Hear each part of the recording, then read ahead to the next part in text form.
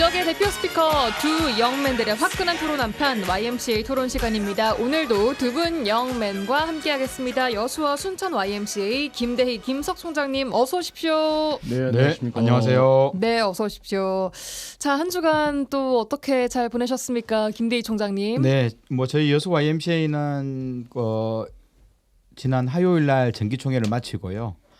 현재 당시 30년 전에 지금은 전남대학교랑 통합했지만 여수대학교에서 우리 학생이었던 오영곤 열사께서 예. 30년 전에 여수대학교 현재 지금 전남대학교 국동 캠퍼스죠. 독재 정권 타도와 한반도 통일을 기원하면서 분신 자살을 하셨는데 올해 4.19 당시 4.19였습니다. 4.19 올해 4.19가 30주년이 되는데 우리 여수시의회 구민호 의원님이 좀 도움을 주시고 여수시에서 흔쾌히 찬성해 주셔서 예. 올해 30주년을 맞이해서 추모비리하고 제막식을 좀 준비하고 있거든요. 그래서 교정에 추모공원을 만들어서 열사의 그 정신들을 또 후배들은 민주주의에 대한 교육들을 할 수 있는 그런 공간으로 만들 예정인데 지역사회 여러 가지 준비 모임을 했거든요. 그러면서 다시 한 번 더 우리 시대의 청년과 또 청소년들이 어떠한 삶을 살아야 될지를 고민해보는 한 주였습니다. 그러셨군요.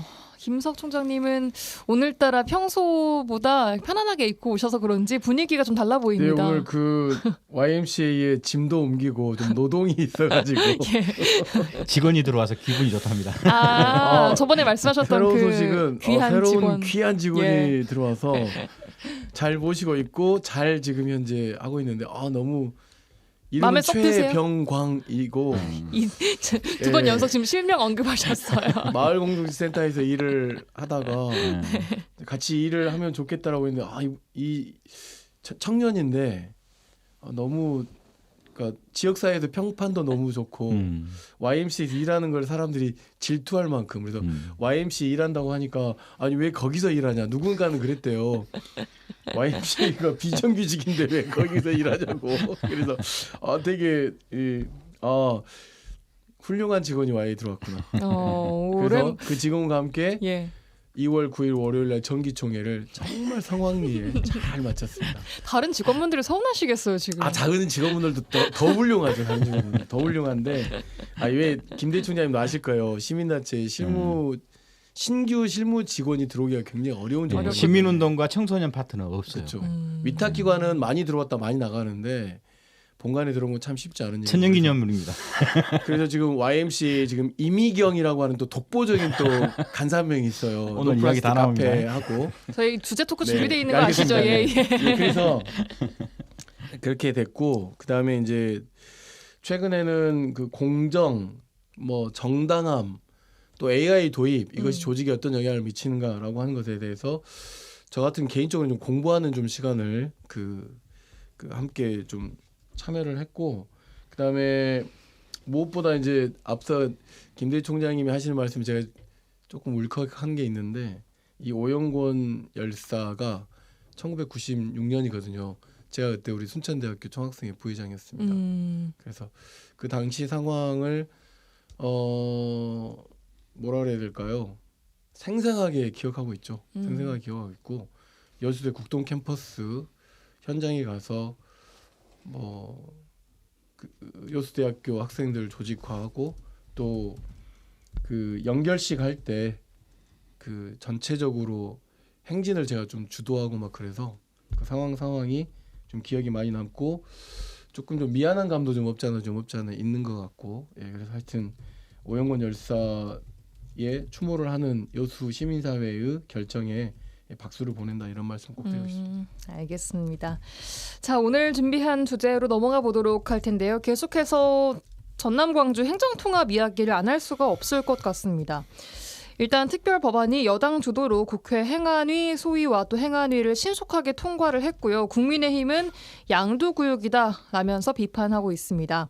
법안에는 특례 조항이 정부를 거치면서 119건이 불수용됐는데요. 이렇게 특별 법안은 통합을 향해 달려가고 있지만 반대 여론은 점점 더 커지고 있는 상황입니다. 자, 전남 광주 행정통합에 대해서 이 시점에서 논의를 해봐야 할 내용들 하나씩 계속해서 짚어보도록 하겠습니다. 자, 특별 법안이 오늘 자정쯤에 국회 행안위를 통과했습니다. 상당히 빠른 속도로 입법 절차가 진행되고 있는데 김대희 총장님 어떻게 보고 계십니까? 전체적으로 논의 과정이 아직 부족해서 제가 보기에는 더욱더 많은 좀 토론과 논의들이 이루어지면서 어쨌든 국회 본회의는 통과될 거라고 좀 봅니다. 예, 김석 총장님. 저는 이게 결국은 주민이 결정하게 해야 된다. 그러니까 어떤 상황이 있었는지 간에 백가장명식 이야기가 나올 수밖에 없다. 이것을 누군가는 갈등으로 볼 거고 참 오랜만에 지방자치, 주민자치에 대해서 이렇게 짧은 시간 안에 뭔가 조금 논쟁을 이렇게 치열하게 해왔던 과정들이 있었는가라고 하는 것을 되돌아보기도 했는데 네. 반면에 이제 지방 선거를 앞두고 있다 보니까 이 공청회 과정을 사실상 선거운동으로 전락시킨 당사자들이 있거든요. 거기에 대한 좀 비판들이 커지면서 예. 이 특례법이 통과되는 과정에서도 사실상 우리가 얘기해왔던 세법 개정이랄지 이런 것들이 있어야 되는 전제 조건들이 다 지금 누락된 가운데서 장밋빛 환상은 사라져버리고 좀 실증적 자치분권의 내용들이 좀 부여되지 않은 가운데서 이게 법이 좀 그러니까 상임위를 통과한 거죠. 네. 상임위를 통과했는데 저는 본회의가 통과돼야 되는 이번 달 마지막까지 굉장히 많은 논쟁과 의견들이 아마 있을 것 같습니다. 그래서 김대희 총장님 통과될 거라고 보지만 저는 전망은 50대 50이다. 네, 50대 50다라고 생각하고 있습니다. 아직은 좀 모른다. 네네. 알겠습니다. 일단 지금 광주, 전남과 함께 대전, 충남, 대구, 경북도 함께 추진이 되고 있는데 보니까 충남, 대전 특별법안은 국민의힘 의원 다수가 처리에 반대하면서 표결에 참여하지 않았거든요. 그래서 일단 전남, 광주, 대구, 경북 통합특별법만 합의 통과가 된 상황입니다. 이런 여론들 좀 어떻게 읽고 계십니까? 지금 전국적으로 저희 전남, 광주만뿐 아니라 대전, 충남 또 대구, 경북 동시다발적으로 이 통합이 좀 빠르게 좀 혹은 크게 진행이 되고 있는 상황인데 뭔가 여기저기서도 계속 한 뜻으로 모아지고 있는 건 좀 보기 힘든 것 같아서요, 김대희 총장님. 네, 제가 보기에도 대전, 충남, 대구, 경북은 23년도부터 통합 이야기가 되었었어요. 그래서 뭐 산업, 경제 통합 이야기하다가 25년 작년 초부터는 이제 행정 통합이 가장 먼저 깃발을 올렸던 것이 대전, 충남이었는데 현재 지금 광주, 전남 통합 찬성 여론이 한 60%대 초반이었거든요. 예. 가면 갈수록 낮아져요. 뭐 1월 초에는 한 70% 됐다가 한 10포인트 정도 낮아졌는데 대전 충남도 작년에 여론조사는 한 70%가 찬성이었어요. 근데 그런데요? 가면서 지금은 50% 언저리로 가버렸거든요. 대구 경북도 절반입니다. 이건 통과를 자신하기 힘들 정도로 반대 여론이 상당히 높고요. 예. 충청남도 대전 통합도 대전은 50%가 반대예요. 그러니까 이것도 대전 충남이나 먼저 깃발을 전남보다도 한 2년 먼저 올렸지만 예. 장담하기 힘든 상황에서 정부 입장은 그러니까 정치권의 입장과 대통령의 입장은 강주 전남이라도 신속하게 하자. 조금 더 지체가 되면 통합은 불가능하다라는 위기 의식을 가지고 있는 상황이거든요. 네. 그런데 현실적으로 보면은 대구 경북은 불가능하다라고 저는 짐작을 하고요. 그리고 대전 충남도 여론이 가면 갈수록 50% 밑으로 가면 추진 동력을 상실하거든요. 그래서 예. 결국은 강주 전남만큼은 물론 이제 계속 강주 전남도 반대 여론이 높아지고 있는 상황에서 올해 2월 연역에 국회 본회의 통과를 하려고 하는 정치권의 위기의식이 좀 존재한다고 봐요.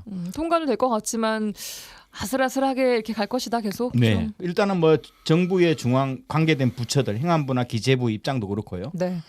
거기서도 아직 통합 특별법과 관련된 여러 가지 재정 특례 조건에 대해서 굉장히 부정적이잖아요. 그리고 전체적으로 보면 우리 전남 지역도 야 통합을 한다고 했는데 정부 재정 지원 규모가 생각보다 80조가 아니라 20조다. 그래도 5년 이후부터는 장담을 못한다. 그리고 군사작전 하듯이 이렇게 하향식의 일방통행식 행정통합이라든가 또 미래첨단 산업 유치가 이거 생각보다 부진하다라는 도민들의 입장들도 좀 부정적 여론이 서서히 많아지고 있는 가운데 예.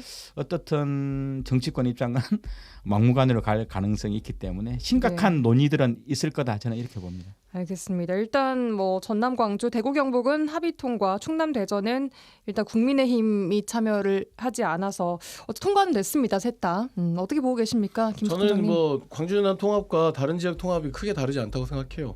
찬성하는 사람들은 뭐 규모의 경제랄지 정부의 지원이랄지 산업의 재배치랄지 그다음에 중앙정부에 대한 어떤 나름대로의 분권을 통해서 굉장히 크게 자치권을 확보할 수 있을 것이다라고 하는 상상력에 의한 찬성 논리가 있었고 예. 또 반대하거나 유보했던 여론 또한 역시 마찬가지죠. 너무나 껍데기다. 절차가 너무 빠르다. 그 정치 일정에 맞춰가지고 너무 진행된다. 광주 중심의 흡수 통합이다. 뭐 아니겠습니까? 대구 중심의 예. 대전 중심의 이런 이야기는 똑같이 나오고 네. 있는 거고. 그다음에 시군 권한이 좀 축소될 가능성이 높다. 어떤 방식으로 할 거냐? 광역시 방식으로 할 거냐? 아니면 전라남도 광역 자치단체 방식으로 할 거냐라고 하는 것으로.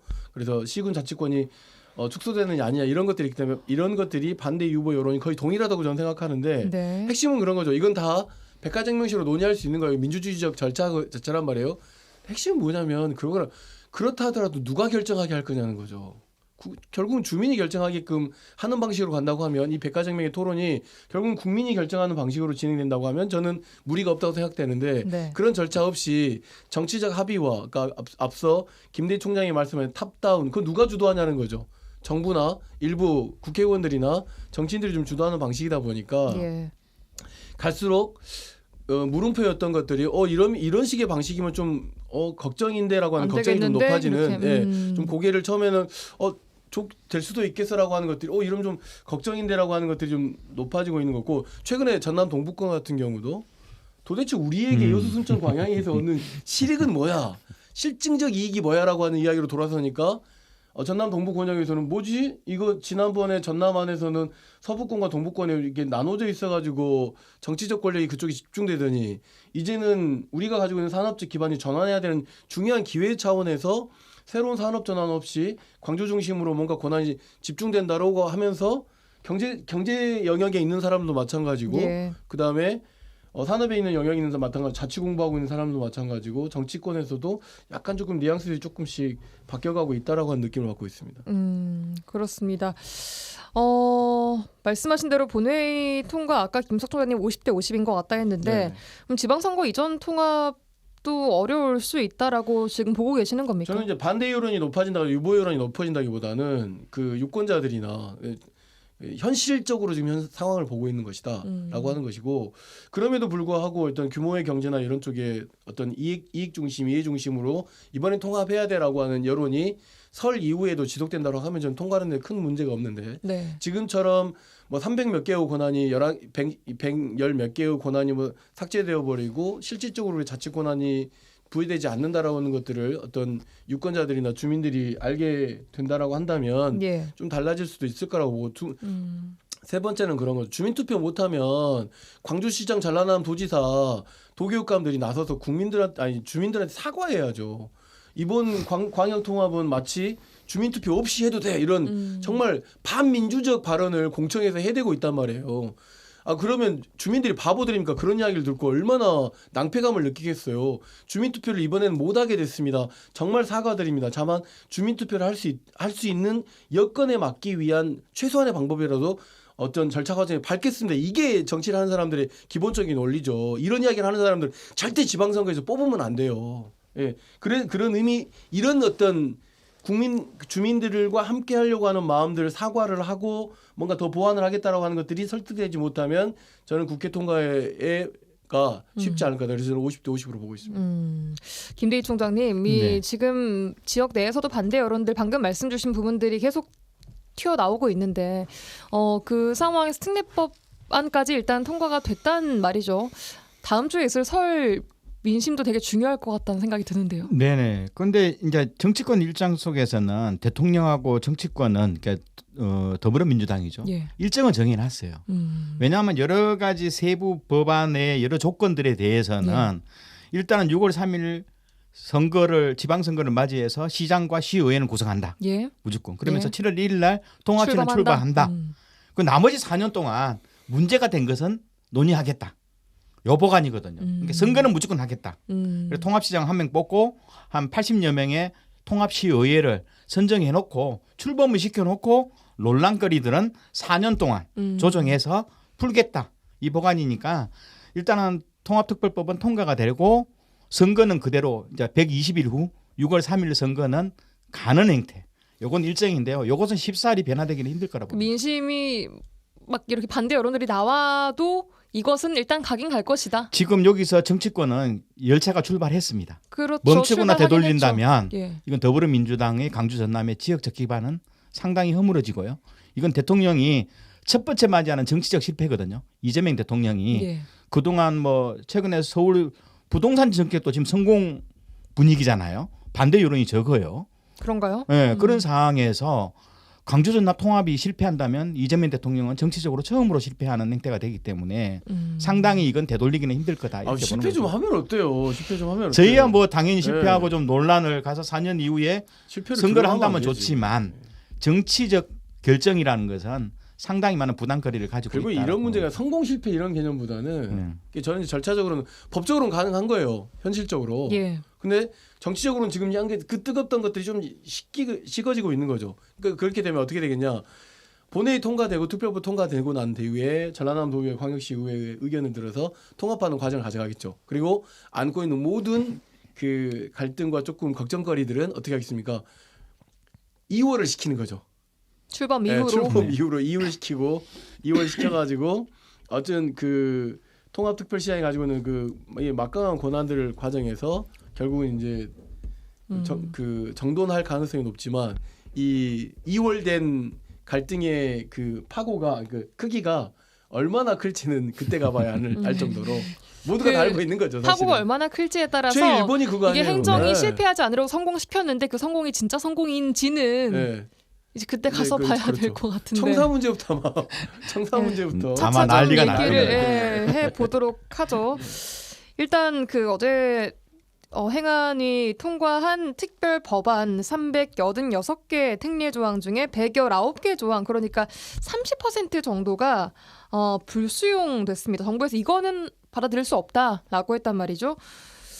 참 당황스럽기도 하고 이거 우리 다 받을 수 있는 걸로 알고 다들 이렇게 밀고 나간 거 아니야? 라는 주민들의 여론도 있을 거거든요. 김대희 총장님. 네, 그 특별법안이 386개 조항이에요. 이 중에서 특례 조항이 375개 조항인데요. 이 375개 조항 중에서 119개 특례에 대해서 정부가 행안부나 기재부가 중심이겠죠. 물론 이제 뭐 농림해양도 있고요. 중앙부처에서 119개면 상당히 많은 대부분의 특례를 뺐는데 왜 그런 거예요, 이거? 왜 그런 주로 걸까요? 재정과 관련된 영역입니다. 그래서 불정 이유를 보면 다른 시도하고 형평성 문제가 좀 있다. 그리고 두 번째로는 국가가 총괄 관리해야 될 권한들을 너무 예. 과도하게 통합시장한테 줘버린다. 그리고 전액 국비 부담 혹은 예타 면제, 이건 정부 재정과 직결되는 문제인데 정부 재정 부담으로 인해서 정부의 재정 건전성이 상당히 우려된다. 이 세 가지 이유를 들어서 주로 거부를 했거든요. 특히 예. 이제 전라남도가 관심이 많은 재생에너지 발전 사업 허가권이라든가 예. 해상풍력단지 지정 문제, 공동 또 접속 설비, 개통망, 그리고 용농형 태양광 지구 지정, 인공지능, 특히 AI 집적 메가클러스터 조성 문제, 국가산단 지정 문제. 요건 중앙정부, 산자부라든가 뭐 해양부, 행안부 주요한 권한인데 이걸 과도하게 시장에 줘버리면 중앙정부는 뭐냐? 이런 요구들이 중앙부처에 상당히 많았고요. 예. 그러다 보니까 다른 지자체는 아는데 왜 특별하게 하느님처럼 모셔야 되냐 이런 측면이 있는 거고 강주 전남을. 그리고 그러다 보면 결국은 전라남도는 지금 당장 항의가 했거든요. 야, 이런 특례 조항을 안 줘버리면 우리가 왜 통합하냐. 그러니까요. 이런 분위기가 있는 거거든요. 그래서 하지만 또 한편으로는 전라남도가 주장했던 교부세, 특별 교부세 문제도 수용 못하겠다 해버린 거 아닙니까? 그래서 이런 문제는 향후 이제 행안이 통과했으니 계속 논의 과정 속에서 정부 입장이 서로 양보 또 전라남도나 강주광역시도 원한 데서 양보하면서 어떻게 하든 통과를 시키려는 노력을 할 겁니다. 맞춰갈 것이다. 네네. 김석 총장님. 정부가 지방자치나 지방분권을 전혀 이해하고 있지 못하고 여전히 중앙 권력을 쥐려고 하고 있다는 것이 이번 특별법에서 특례 조항을 삭제한 부분이 대표적으로 나타난 거죠. 재정과 그다음에 조직, 그다음에 권한을 그야말로 정부가 줄 수 없다라고 한 겁니다. 뭐 이런 거죠. 예를 들면 앞서 김대희 총장님이 좀 자세하게 이야기했지만 가장 많이 잘려나가는 분야가 재정 분야란 말이에요. 예. 뭐 지방소비세, 지방교부세, 뭐 관련된 재정보전기금 이런 거 설치해달라고 하고 국세 일부나 또 특별세를 좀 신설해달라고 한 것도 다 거절했어요. 결국 뭐였어요? 지방자치 결정 누가 해요? 주인이 못하고 정부가 한다는 거예요. 말도 안 되는 거죠. 그러니까 정부 차원에서도 지금 현재 이재명 정부가 추진하려고 하는 자치분권과 지방자치에 대한 이 통합이 가지고 있는 영향력에 대한 이해도가 상당히 낮다라고 볼 수 있는 거예요. 그다음 두 번째, 이런 조세나 산업적 관계는 사실은 상상력이란 말이에요. 이 상상력을 펼칠 수 있게끔 하는 건 결국은 조직이에요. 뭐냐면 자치권이죠, 자치권. 그러면 적어도 우리가 예상하는 정도의 수준은 제주특별자치도 정도의 수준은 좀 줘야 되는 게 맞는데 그 예. 정도에도 미치지 못하는 방식이 돼버린 거고 행안부가 뭐라고 했냐면 현행 지방자치법과 충돌한대요. 현행 지방자치법과 너무 놀라운 발상이죠. 이거 완전히 지방자치 새로운 잘하라고 만들어놓은 지방자치법에 충돌되는 내용이 이 특례사항이다라고 들어가 있는 거죠. 그러면 그것만 충돌해요. 주민투표 안 하는 것도 충돌되는 거죠. 말도 안 되는 이야기들로 하는 거고 그다음에 광역 단위 형평성이 문제라는 거예요. 네. 형평성은 도대체 누가 결정하는 거죠? 비교했을 때 누구는 주고 정부가 누구는 안 주고. 정부가 n분의 1로 예산을 배분하겠다는 재정 배분과 자치권 분권에 대한 권한을 정부는 놓지 않겠다는 거죠. 결국은 이 논의도 정부 주도로 하겠다는 건데 대통령과 정부가 아주 딴판으로 지금 현재 입법 추진 과정에서 서로 의견이 맞지 않구나라고 하는 것을 확연하게 보여준 거라고 보여주고 생각되고요. 그러니까 대통령과 정부 간에. 정부 간에 무슨 이야기냐면 그 대통령은 특례와 관련된 내용들에 대해서 수용할 수도 있다라고 하는 이야기를 여러 차례 이야기를 했고 그러죠. 그 5조 지원에 대한 문제도 했단 말이에요. 그러면 이거를 입법하는 과정에서 정부가 보장해야 될 거 아니에요. 예. 그러면 예를 들어서 이 특례법에서 안 되는 부분은 법을 개정하겠다랄지 이렇게 뭔가 될 수 있는 될 수 있는 방향으로 방법으로 한 게 아니라 안 된다라고 하는 것으로 찾아가 버린 것은 상당 부분 예. 그러니까 심각한 지금 현재 이 그 지방자치에 대한 인식이 대통령과 각 부처 장관들이 너무 다르고 공무원들이 너무 다른 상황이다라고 하는 것을 여실히 드러낸 거라고 보여집니다. 그러면 국회의원들이 이걸 몰랐을까요? 국회의원들이 이걸 모르고 지금 특례법을 이렇게 380개를 넘게 넣었을까요? 이렇게 될 줄 몰랐을까요? 몰랐지 않을. 그러면 광주시장은 몰랐을까요? 전라남 도지사는 몰랐을까요? 알았을 그렇게 것이다? 행정을 오랫동안 했던 사람들이 그러니까 나쁜 거예요. 정치적으로 그걸 이용하려고 하고 선거운동 기간에 말도 안 되는 방식으로 이 법을 밀어 넣으면서 안 될 걸 뻔히 알면서도 그래놓고는 주민들이나 광주 시민들이나 전라남도에 사과도 없이 이렇게 추진하고 있는 것에 대해서 아주 냉정하게 이번 지방선거에서 봐야 된다. 그런 말씀을 드리고 싶어요. 예, 이번 통과한 특별 법안에 대해서 강기정 광주시장도 얘기를 하고 안타깝고 아쉽다라고 얘기를 했습니다만 연간 5조 원 재정 지원 말씀하신 대로 이게 중요한 부분이었는데 이것도 명시가 되지 않았습니다. 그렇다면 이 통합 실익에 대한 문제 제기 계속 나올 수밖에 없는 거 아니겠습니까? 네, 그렇죠. 정부가 이제 대통령이 한 20조 원 정도를 지원하겠다고 했는데 그러면 이게 특별법에 이 조항이 어디 들어있는지 제가 봤거든요. 근데 2주 전에 우리가 그 통합특별교부세 이야기했었죠. 예. 1000분의 12, 예. 13. 요건 여기에 들어 있을 수 있겠다라고 했는데 이번 법안에 그 내용이 없어졌거든요. 그 말은 뭐냐 하면 대체 그럼 20조 원을 어디다 넣는 거지? 이게 어디로 법조항이 없는 말만 거예요. 하고 사라진 건가? 네, 법조항이 있어야지만이 20조가 들어오는 거나 보는 거고 강기정 시장도 그게 문제 제기했고 그러면 이제 김영록 도지사는 이 안이 정부가 불수용 안이 나왔을 때 예. 아니 그러면 통합특별교부세를 그래서 주장한 건데 왜 법에 예. 빼버렸냐. 그래서 1년에 한 4조 원 정도라도 거기서라도 확실히 가지고 들어가서 일반 시군구에는 한 300억 정도는 돈을 줄 수 있는데 뭐 그래서 결국은 이 조항이 없어서 저도 상당히 그럼 20조는 어떻게 확보하지? 그러니까요. 법조항이 있다면 설령 4년 이후에 정권이 바뀌더라도 다음 정권은 이 법조항을 삭제해야지만 이 지원을 안 해줄 수 있거든요. 그러면 법조항에 들어가는 게 굉장히 중요한 건데요. 저도 이렇다 보면 중간에 물론 이제 새로운 법안이 삽입되기는 상당히 힘들어요. 삭제는 가능해도. 예. 하지만 어떻든 특별통합교부세 정도라도 해서 일정 규모를 매년 정부가 지원하도록 하는 방식이 아니면 20조 원도 상당히 그냥 말뿐인 지원일 거다 이렇게 생각하는 거죠. 김숙 총장님. 그 언급된 5조 원은 단순한 보조금이 아니란 말이에요. 뭐 통합 초기에 발생할 수 있는 재정 안정화 기금뿐만 아니라 산업 전환의 문제, 재배치에 대한 문제랄지 그래서 기존 교부세나 국고 보조금의 좀 가산적 성격을 띠고 있는 문제인 거였죠. 그러니까 통합을 감수하는 것에 대한 나름대로 패키지 보상이라고 볼 수 있다라고 볼 수 있는 것인데 네. 이것이 구체적으로 강행 규정으로 명시되지 않아 버렸어요. 결국은 어떻게 되냐면 정부의 재량에 맡기는 구조가 돼 버려요. 그러면 이제 이재명 대통령은 이미 이와 관련된 언급을 했어요. 그럼 이재명 대통령 기간에는 될 가능성이 상당히 높죠. 그게 안 된다라고 하는 건 아니라고. 네. 너무 부정적인 거죠. 그러면 이제 뭐냐면 그럼 그 5조 원은 일종의 어떻게 보면 마중물, 그러니까 시드머니인데 이걸 가지고 창의적으로 통합 광주 전남 특별시가 전남 광주 특별시가 만들어졌을 때 이걸 창의적으로 해낼 수 있는 그 역량은 어디에 있냐는 거죠. 그건 결국 조직과 자치권한에 있는 거란 말이에요. 그러면 여기서 이제 광주시장이나 전라남 도지사가 통합에 찬성한다고 하면 나와야 될 반응은 뭐냐면 세법도 개정해야 됩니다. 조직과 관련된 지방자치법도 개정해야 개정해야 이 광주 전남 특별법이 좀 더 의미 있게 발전됩니다라고 하는데 본인들이 이야기했던 것들이 특례법이 실리지 않으니까 예. 공격을 누구에게 해요? 이재명 대통령이가 정부에다 하고 있는 거죠. 그러니까 능력이 없다라고 하는 것을 스스로 드러내고 있는 발언이에요. 이거 자체가.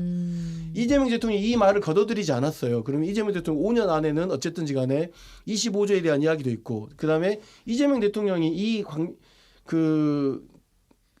광역연합 그 행정통합에 대한 이야기를 하면서 기업들을 불러가지고 매년 200조씩 뭐 투자하라고 하는 이야기도 했단 말이에요. 예. 그럼 그런 것들을 가져올 생각을 좀 하면서 그럼에도 불구하고 이렇게 해나가겠다라고 하는 원래 장밋빛 희망을 꿈꾸게 주민들을 설득해야 이게 정치잖아요. 그런데 바로 명시되지 않았다라고 문제 제기를 하고 있는 건 본인 능력 없다라고 하는 걸 그대로 드러내고 있다라고 저는 생각해요. 알겠습니다. 일단 재정 문제도 그렇고 특별법의 내용이요. 광주 전남에서 청사 3개를 균형 있게 활용하겠다라고 써 있는데 이 고르게 사용하는 문제도 이후에 계속 갈등의 좀 씨앗이 되지 않을까 싶기도 하고요. 김대희 총장님. 네, 그래서 결국은 본청을 특정 지역에 주지 않겠다고 특별 법안에 딱 명시를 해버릴 거예요. 동북권 지역이 통합에 좀 부정적이니까 전남 동부청사를 가장 앞에 그죠 조문의 앞에 설치한 거 아닙니까? 그래놓고 나머지 이제 통합 이후에 구체적인 세 개 청사의 기능 배분이나 조직 배치나 통합 이후에 하겠다. 7월 이후에 시장이 당선되면 시장을 중심으로 조례를 통해서 하겠다라고 이제 여유를 남겨둔 거 아닙니까? 예. 제가 보기에는 실제로 논의 들어갈 때 엄청난 싸움이 일어날 겁니다. 그럴 수밖에 없을 제가 것 봐도요. 같아요. 예. 이게 전남 동북권 입장 속에서는 저는 이제 동북권 주민이니까요. 그러면 좋다. 지금 현재 광주 전남 통합되면 한 6개 내지 7개국, 5개에서 7개국은 온전한 국은 와야 된다. 네. 동북권에. 네. 그리고 이 국 밑에는 출연 기관들이 한 4개 내지 5개가 있어요. 네. 우리가 관광재단, 뭐 굉장히 물론 이제 2개 테크노파크하고 신용보증재단은 현재 순천에 있지만 동북권에 있지만 나머지 관광재단이라든가 녹색에너지연구원 진짜 인력이 300명, 400명 되는 이 거대한 인력들. 예. 이런 것들이 한 10개 내외에 저는 동북권에 와야 된다는 입장이 있거든요. 이랬을 때 기존에 있는 지역 무안이라든가 강주에 있는 이 출연기관들이 오겠어요? 싸움 나는 거죠. 근데 동북권 입장 속에서는 그래서 한 2,000명 정도 인구라도 늘어나고 그리고 여기서 풀어지는 예산매도 수천억이거든요. 동북권 쪽에 풀도록 이런 과정은 하면 진짜 이게 전쟁터가 따로 없을 거라고. 그 정도는 돼야 동북권 골고루 그렇죠. 쓰는 거다 청사를. 골고루 오는 거야. 세계 3분의 1 균형 발전되는 알겠습니다. 거거든요. 총장님. 세계 청사를 균형 있게 활용하겠다라고 하는 것은 얼마나 매력적인 이야기입니까 서로. 근데 행정적으로 매우 복잡하겠죠. 지금 현재 어쨌든 광주 광역시청 그다음에 전라남 도청이 지금 현재 있잖아요. 그다음에 전남 동부청사는 그 말 그대로 동부청사에 있기 때문에 그러니까 뭐냐면 이것 역시도 이게 제대로 되려면 행정 혁신이 그렇죠. 이루어져야만 가능한 거죠. 어떤 식의 혁신이요? 예를 들면 방금 그러니까 김대희 총장님이 이야기했던 어떤 산업적 또는 어떤 기능적 구분을 해내는 것은 물론이고 예. 지금 사실 핸드폰으로 모든 일을 다 하고 있는 그런 상황이잖아요. 거기에 걸맞게끔 뭔가 좀 조직적 이런 그리고 이런 분산들이 좀 필요하다라고 보여지는 것이고요. 다만 이제 그렇다 하더라도 의사결정은 도지사가 있는 곳에서 결정이 되겠죠. 그러니까 뭔가 정부와 뭔가 활동을 입법이랄지 이런 것들을 주도하거나 아니면 재정을 많이 가져오는 권한이 있는 쪽이 주요 의사 결정을 하게 되겠죠. 그러니까 광주 중심의 의사 결정을 하게 될 가능성이 높겠죠. 예. 그런데 실제적으로 이제 청사가 오면 부지사가 4명이잖아요. 차관급 부지사 1명이 상주를 해야 돼요. 전남 네. 동부청사. 네. 현재의 부지는 좁다. 그러면 새로운 이렇게 출연 기간까지 포함하고 또 제2차 공공 이전이 되거든요. 근데 나주는 나주대로 다 모아야 된다는 입장이지만 공공기관 이전이요? 네. 그게 상당히 크거든요. 그러면 우리는 동부권도 배치해야 된다. 그렇다 보면 이것이 기존에 동부권 지역에 일정 규모의 공공혁신지구가 있어서 이런 총합청사라든가 출연기관들 또 정부 그 공공기관 아 그거 좋네요. 네, 그리고 의과대학 신진. 그죠 의과대학 부속병원 뭐 MBC도 그리 모으면 좋고요. 예를 들어서 이렇게 공공적 성격이 있는 곳은 한 60만 70만 정도 서로 순천 여수 광양이 싸우지 않게 중간에 혁신지구를 만들어서 뭐 혁신지구는 양쪽에 서로 10분이면 다 오고 가는 거리거든요. 예. 그래서 함께 좀 통합하고 가는 이런 분위기를 동부권 지역은 이번 기회에 만들어야 되지 않나 생각을 해요. 그런데 그 지금 지금 시간은 많이 지났는데 하나만 더 여쭤볼게요. 그 통합 분위기를 우리끼리 만들어야 되는 상황에도 불구하고 최근에 보니까 SNS에서 순천시장, 광양시장 반도체 뭐 이리로 와 저리로 와 따로따로 가죠. 예, 따로따로 가고 약간 기싸움하는 그런 모양새를 보여지고 있거든요. 그 기싸움 한다고 해서 지금 현재 실현될 가능성이 그렇게 높지는 않잖아요. 그러니까요. 그것 역시나 정부와 통합된 그 특별시가 역량을 발휘해줄 때 가능한 거기 때문에 예. 기초단체장 때는 계속 그런 이야기를 해낼 수밖에 또 없는 상황인 거죠. 근데 이제 저는 이제 이 과정이 이제 그런 거죠. 이 그 세청사에 대한 균형은 정치적 타협으로서의 좋은 결과물이긴 하지만 행정적으로서는 상당히 좀 불안한 효율성이 떨어지는 산물이다라고 볼 수 있기 때문에 예. 그럼에도 불구하고 행정혁신을 해낼 수 있는 특별시가 만들어진다고 한다면 그 세청사가 균형에 맞게끔 그럼 또 전남 광주 특별시의 3축이 이루어지는 거죠. 3축. 우리가 원하는 광주 거죠. 축, 전남 동부권적인 원하는 거죠. 서부축 그다음에 동부축의 이 3축이 이루어지는 대단히 좀 또 놀라운 그렇게 아름답게 될 수 그렇게 되길 바라야죠. 우리가 만들어야죠. 될 수 있을지 통합시가 일단 좀 된다고 하면 우리가 지켜봐야 될 최선의 것 노력을 같고 다해서 그렇게 만들어야 됩니다. 2월 말까지 어떻게 되는지를 저희가 계속해서 좀 지켜보고 그 이후에도 선거 전, 선거 이후 계속 저희가 이제 장기 그렇죠. 비전으로 계속 결정을 가지고 가야 주민이 되니까. 하게 하라고 하는 건 내용 빼놓고는 저는 부정적이진 않아요. 전반적 내용에 대해서 모두 알겠습니다. 상당력을 토론하는 거기 때문에. 알겠습니다. 자, 오늘도 두 분과 함께 광주 전남 행정통합 이야기 이어서 해봤습니다. 여수와 순천 YMCA 김대희 김석총장님과 함께했습니다. 고맙습니다. 네, 네, 감사합니다. 감사합니다.